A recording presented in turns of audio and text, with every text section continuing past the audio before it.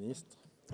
Chers collègues, bonjour. La séance est reprise. L'ordre du jour appelle la discussion sur le rapport de la commission mixte paritaire du projet de loi ratifiant les ordonnances du 3 août 2016 relatives à la modification des règles applicables à l'évaluation environnementale des projets, plans et programmes et portant réforme des procédures destinées à assurer l'information et la participation du public à l'élaboration de certaines décisions susceptibles d'avoir une incidence sur l'environnement. La parole est à Monsieur Jean-Marc Zulesi, rapporteur de la commission mixte paritaire pour une durée maximale de 10 minutes. Monsieur le rapporteur, vous avez la parole.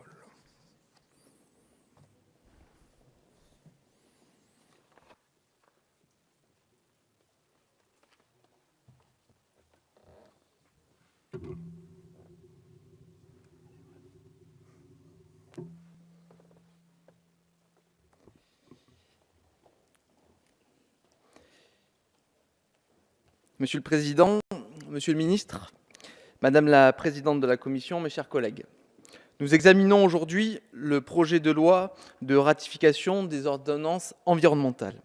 Pour rappel, ces deux ordonnances ont été adoptées en août 2016 dans le cadre de l'habilitation votée lors de la loi Macron. Elles poursuivent deux objectifs. D'une part, elles visent à mettre la législation française en conformité avec la directive européenne relative à l'évaluation environnementale. D'autre part, elles permettent de renforcer la concertation en amont du processus décisionnel en créant notamment un droit d'initiative citoyenne. Ce projet de loi a été voté en première lecture par l'Assemblée nationale le 18 juillet 2017. Il a été modifié par le Sénat. La commission mixte paritaire s'est réunie le 20 décembre 2017. Un accord a été trouvé sur la base d'un texte équilibré, fidèle aux objectifs suivis en commission et à l'esprit de la version votée en première lecture. Ces ordonnances ont trois ambitions. Premièrement, garantir l'effectivité des mécanismes de consultation. Ce sera possible grâce au maintien d'un délai de 4 mois permettant aux citoyens de se saisir de leurs droits d'initiative. Deuxièmement, promouvoir la pédagogie autour des projets. Cela passe par un renforcement de la transparence dans les études d'impact et les phases d'enquête publique. Troisièmement, simplifier et harmoniser.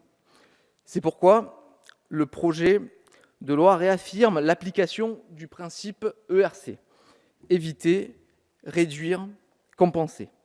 C'est ce qui a été adopté dans la loi du 8 août 2016 pour la reconquête de la biodiversité.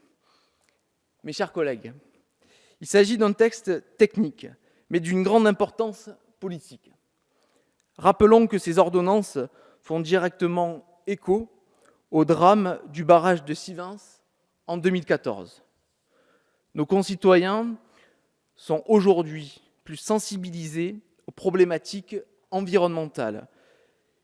Ils ont un plus grand accès à l'information et sont plus aptes à participer. Cette participation est saine. Elle témoigne d'un intérêt politique et contribue au bon exercice de la démocratie. Les citoyens veulent comprendre. Ils veulent comprendre nos décisions, mais surtout, ils ont le droit légitime d'y participer. C'est la clé de la bonne compréhension des grands projets. Cependant, il faut être lucide. Cette volonté de participer témoigne aussi d'une défiance croissante envers l'État et les porteurs de projets. Ces ordonnances viennent répondre à ce déficit de confiance en offrant aux citoyens de nouveaux droits.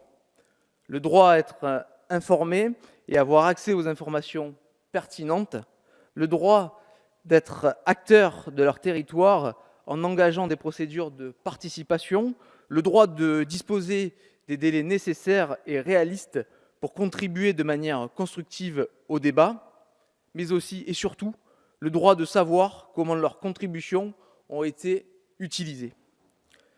En améliorant le dialogue environnemental et la participation citoyenne en amont du lancement de grands projets, et j'insiste bien sur le terme en amont, nous faisons donc le pari de l'écoute, de la concertation et de la pédagogie. L'objectif est clair, renforcer la compréhension entre société civile et porteurs de projets et réduire ainsi les risques de contentieux. En améliorant le dialogue, nous renforçons la confiance entre les décideurs publics et les citoyens. Nous éviterons ainsi de reproduire les erreurs du passé. Je pense notamment au projet de Notre-Dame-des-Landes. Enfin, du côté des porteurs de projets, les ordonnances ainsi amendées permettront d'accroître la visibilité en amont, de réduire l'incertitude juridique et donc d'encourager l'investissement sur nos territoires. Ce nouvel environnement sera donc rassurant et en même temps respectueux des normes environnementales et des écosystèmes. C'est donc un texte de confiance, équilibré et pragmatique qui est aujourd'hui soumis à votre approbation. Je vous remercie.